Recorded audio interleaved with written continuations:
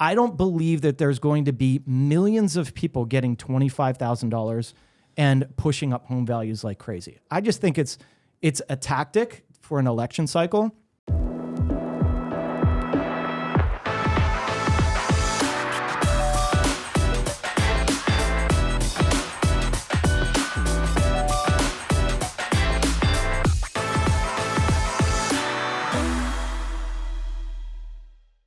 How's it going, everyone? Welcome back to another episode of the Shawn and Matt Show. My name is Matt. That is Shawn, and welcome to our show. Shawn, Wednesday, October 16th, we are quickly approaching Election Day.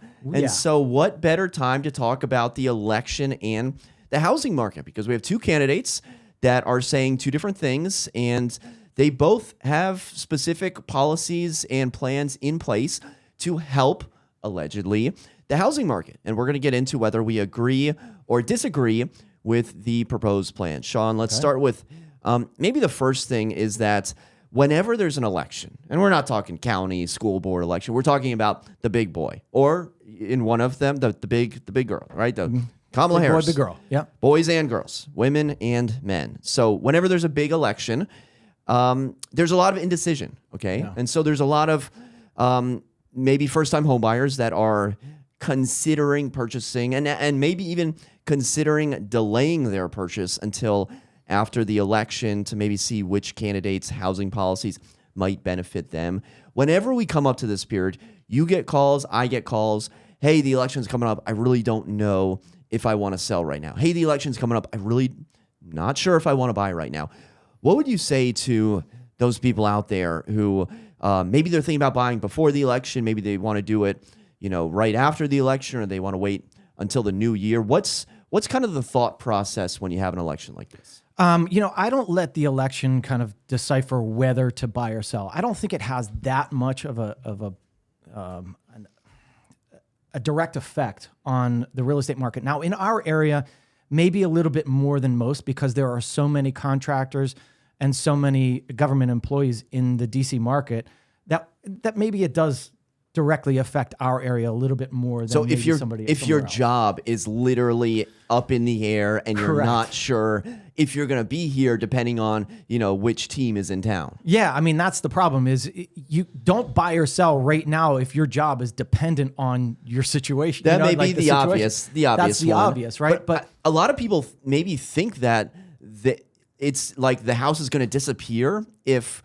candidate A gets elected or candidate B gets elected. Like, I'm trying to wonder, the world's not, maybe some people think the world's going to end, but the world's not going to end if candidate A or candidate B gets elected. Correct. And that's the main thing. There's a lot of scare tactics out there on both sides. We're not going to get political in this. We want to talk fairly about both sides. And, politics suck, right? It's like they're all lying to us to get what they want.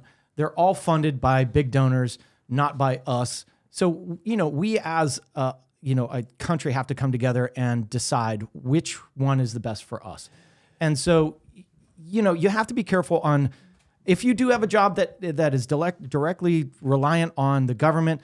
And, if Trump gets in, he wants to maybe make the government smaller. So that could be a problem for some people.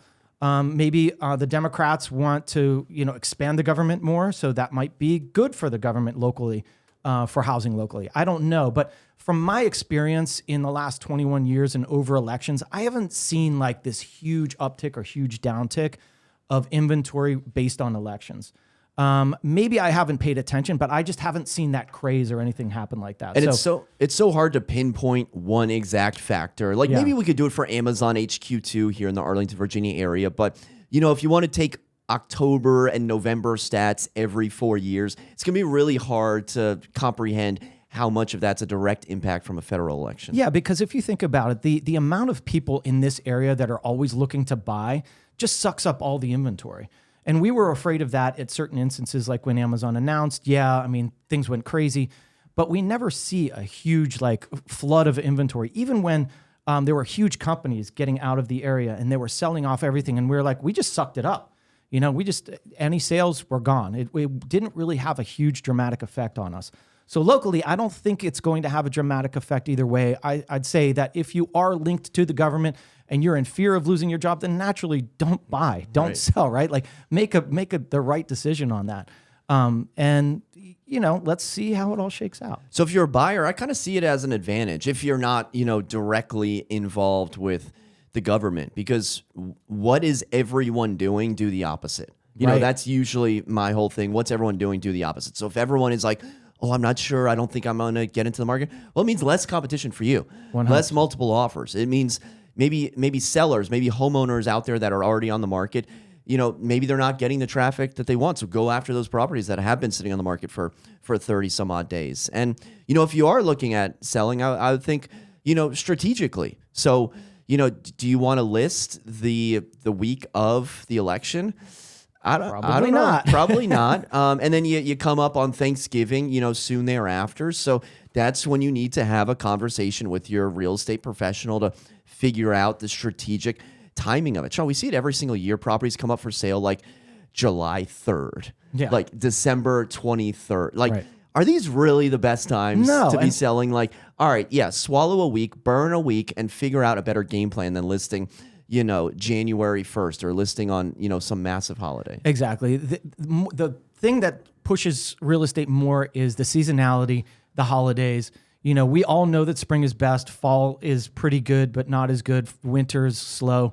Don't list on 4th of July. Don't list on Memorial Day weekend. Everybody's gone. You have to figure out when these people are gone on vacation, the migration of people going on vacations. And let's face it, the election will have some sort of thing like that. So don't list that week. Let's wait to see the results and then see how things pan out after that to make that final decision. I think it's common sense at that point. All right, so one of the Harris main housing policies, it's pretty click-worthy, if I'm being honest, is the $25,000 down payment assistance plan. I mean, if that doesn't get a click, I don't know what will. Yeah. So, Harris has said for first-time home buyers, she's going to roll out a plan, that'll give you, it's pretty self-explanatory, a $25,000 down payment assistance. Now, Shawn, we've seen, similar, less expensive grants and down payment assistance programs. There's some in Maryland. There's the VHDA here in Virginia, which they may have renamed. What are your thoughts on, hey, if a home buyer is coming to you and say, hey, I hear I can get $25,000 for a down payment plan. What are your thoughts when you see something like that? My first thoughts is, number one, it sounds great and it could be great, but you have to qualify. And I don't know what the qualification is for this plan, but not every first-time home buyer is going to get $25,000. There's probably an income qualification. There might be an area qualification. There might be different income qualifications for the areas that you're buying in. So the big thing was, this is going to push up home values. Will it, though, if you actually look at it? I don't know. It depends on how many of these they're going to give out, who is approved. So you can't just jump to the conclusion that it's going to increase prices. It could in some instances, but in most instances, when we see first-time home buyers trying to go after this, either they're suffering in some way, so they're trying to, and honestly, I don't see a lot of people, but oddly enough, I had one of my agents reach out to me this morning and say, hey, do you have a good lender for, local grants and things that first-time home buyers can get? So these things exist out there in every jurisdiction. There's something out there for them. The problem is qualifying for them. And, if you make more than $80,000, you're not going to get qualified in a lot of these instances. So that's one thing you really have to look at. Will it push up values? Maybe in some instances when there's competition and somebody else is able to, but giving a $25,000 subsidy or a grant for a down payment, does that mean that these people are able to then go higher on the value? Not necessarily. You have to look at qualifications. And maybe that $25,000 gets them qualified for the price of the house. Will it then push other people into the market? And so these first-time home buyers are competing against other people? Sure. In some instances it will. But I think, truthfully, I don't believe that there's going to be millions of people getting $25,000 and pushing up home values like crazy. I just think it's a tactic for an election cycle to use because it's a clickbait kind of title. And then when we really dig down into it, will it be that beneficial to those buyers? Here and there. you know? So let's dig into it ever so slightly. So the $25,000 down payment assistance is for 400,000 first-generation home buyers or home buyers whose parents don't own a home, and a $10,000 tax credit for first-time home buyers. So essentially, it's not going to be for everyone. It's going to be much smaller than $25,000 for a lot of people, and you have to have paid your rent on time for the past 2 years. So I may have like an unpopular take on this, but I'm usually not in favor of giving handouts for things that make people go into debt. 100%. I'll give you another example. There was a recent story where some colleges are now allowing admissions for high school students, and the students don't even have to fill out an application. They're just like automatically apply. They just automatically get into the college. And, you know, the people that were touting this are saying, oh, this is great. You know, these people are underprivileged and they don't have, you know, the means necessary, and they're first generation, you know, college, you know, students. And I'm thinking, you know, colleges are businesses. I'm thinking, what's the student debt, you know, rate in America? And, you know, what are the two biggest, actually car payment debt is pretty up there now, but, you know, between student debt and housing debt, you can find yourself in a world of trouble. And so, you know, if you're telling me there's like a $25,000 down payment handout, essentially, it's a great title, but I'm very leery that could get people into financial trouble who otherwise may not know about the perils of, you know, potential short sales and foreclosures. I think you hit the nail on the head there. You know, you can't, I believe that everything has to be merit-based. If you can't, you know, we've seen it when lenders back in the day. Yeah. Can I go ahead. Jump in and interrupt you? You know, the 25, so let's walk through this. So more buyers are eligible to buy a house. Okay. What's that going to do to housing prices? Isn't that going to make housing prices go up? You would think so. Right. So obviously you would need, you know, supply to keep up with the demand. So if you're now making it easier for more people to buy a house, you are, you know, increasing the buyer pool, which if there's only so many houses to go around, that's, you know, I'm not too good at economics, but to me, that's going to increase prices. Yeah. And I think that would be the case if you have it. And again, it just depends on how many people are actually going to qualify for this program. But when there's competition and there's high demand and low supply, naturally it's going to cause prices to go up. But going back on your you know, giving things out for free, somebody's got to pay for this on the back end. And so that's number one. We're going to see tax increases for the people that help these first-time home buyers get in. And that's never good. I don't think increasing taxes to give money to a different qualifying buyer is a good thing. And like you said, with colleges giving out money or just letting people come in, well, who's paying for that debt? And, you know, we've seen the Biden administration try to give away college money for college, which again, who's paying for it? It's the taxpayers paying for this, that people maybe weren't ready to go to college. Maybe they don't need to go to college. And like you said, it's a business. Everything's a business. And I think we got to pull away from that. You know, going back on this, when the whole lending thing broke down, what was happening at that time in 2008? I lived through it, right? We were giving loans to people that shouldn't have gotten loans. We were doing, you know, no doc loans. That means you didn't have to give any documentation about what your income was. It was called a stated income loan.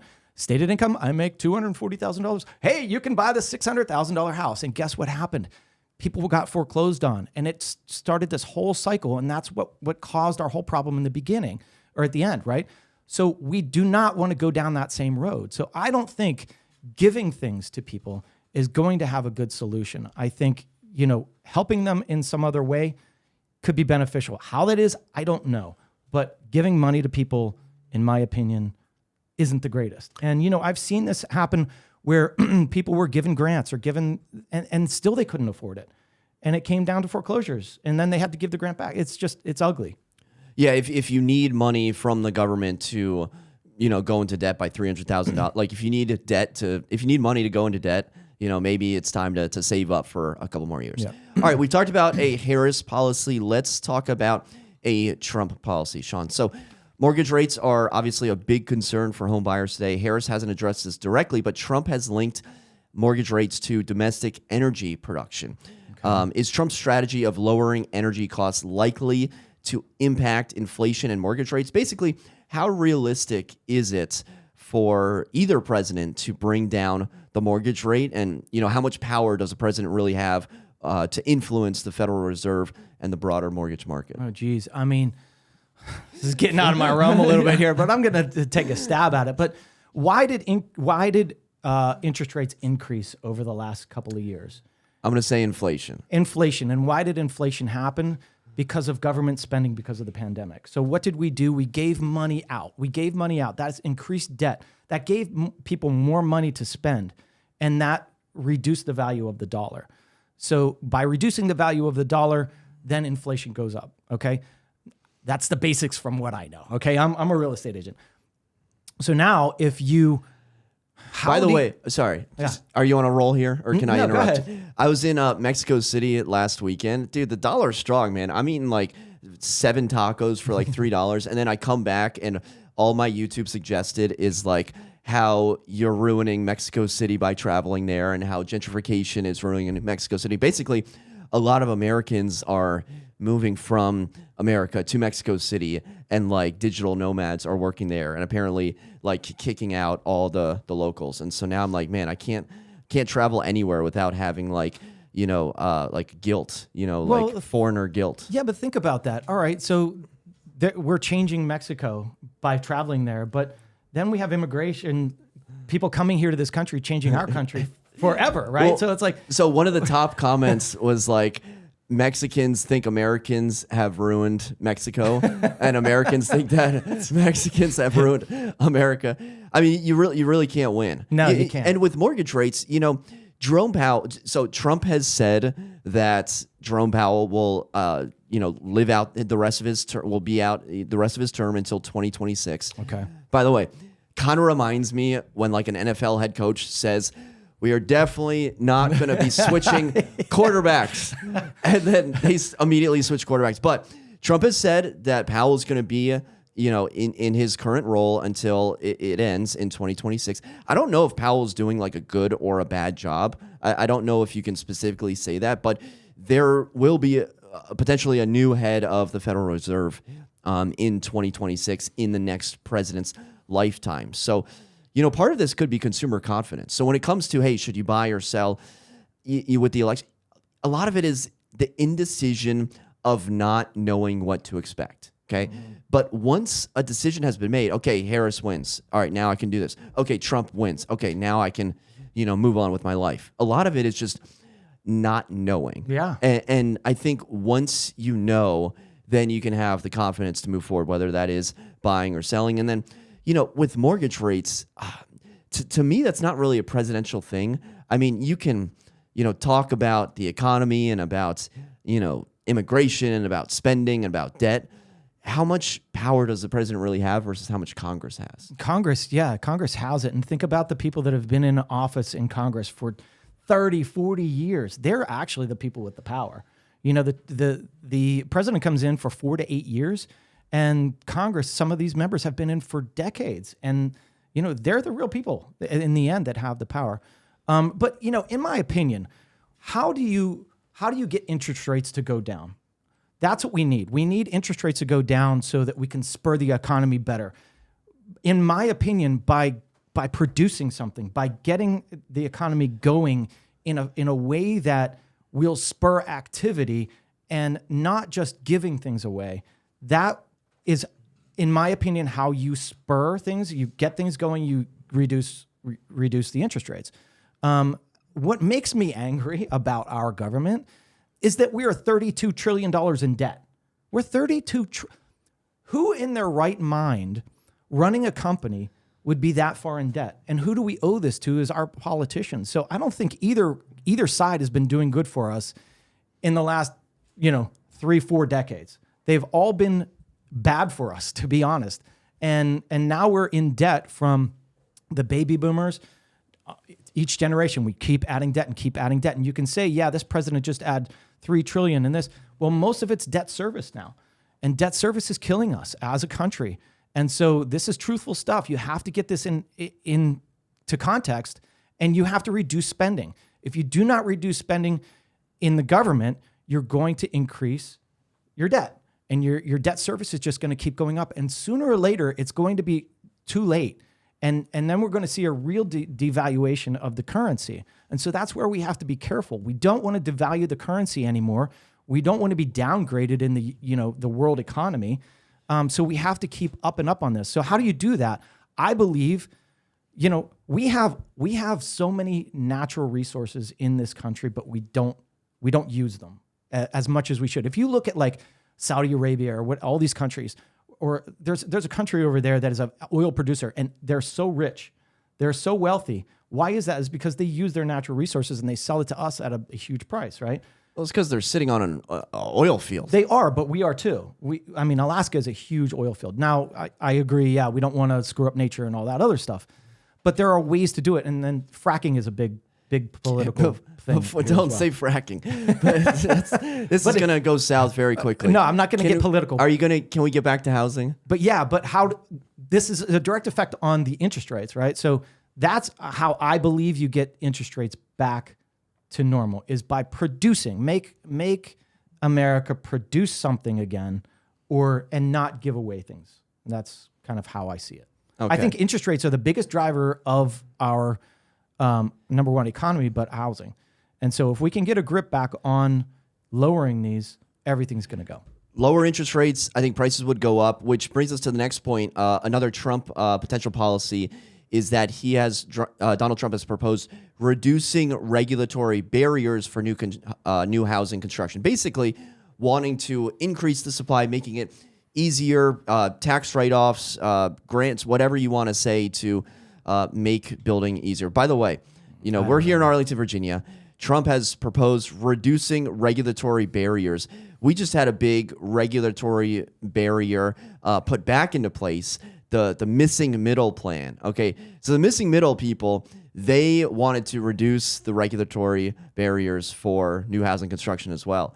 So did we just find something that Donald Trump and the most liberal of liberal people both have agree in common? What if Trump came to this would never happen, but came to a county board meeting and just sat with the missing middle people? Do you think that would turn the missing middle people against missing middle? Probably. If Trump said that he was agreeing with it. Anything he says, yeah, it's go against it.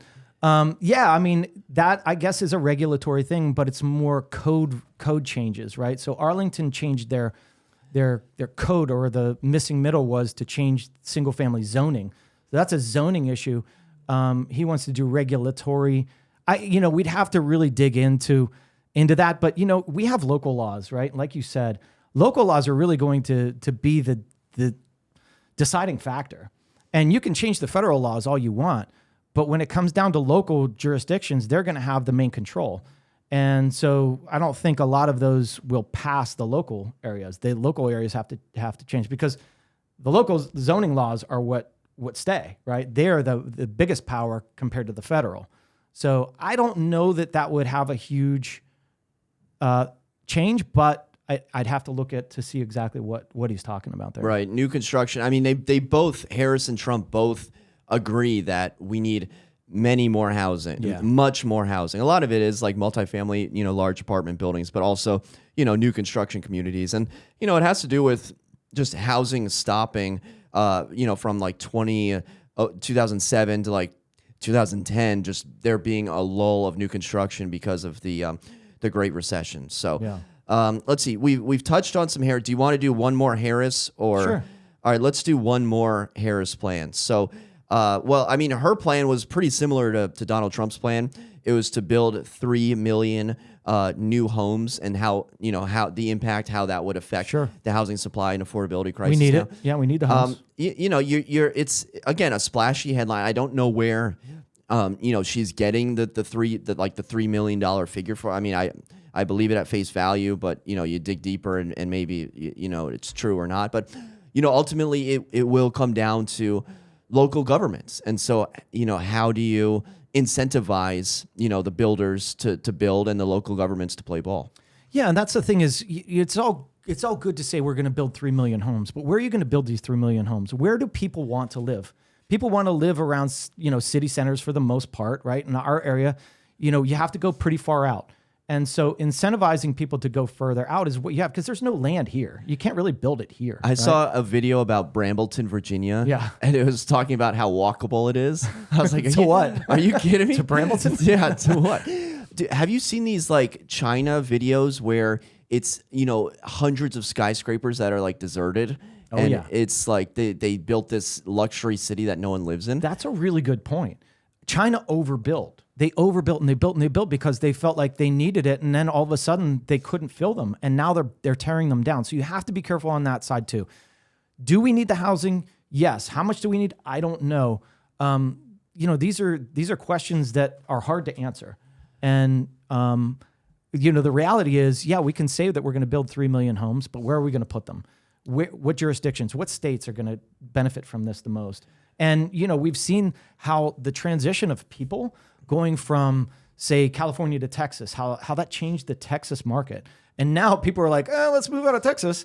And now the market's like straight down. So you have to be careful that you're not causing problems by doing this on a non-natural basis, right? By forcing things, it could cause more problems than good. So you have to be careful. And what the answer is, I don't know. It sounds good to me, but we have to be careful. Jumping around here a little bit, 3D houses, like 3D printing, that was supposed to be, maybe is still supposed to be the future. Yeah. But I feel like there are forces working against that, because the construction labor market is one of like the largest markets, in the United States.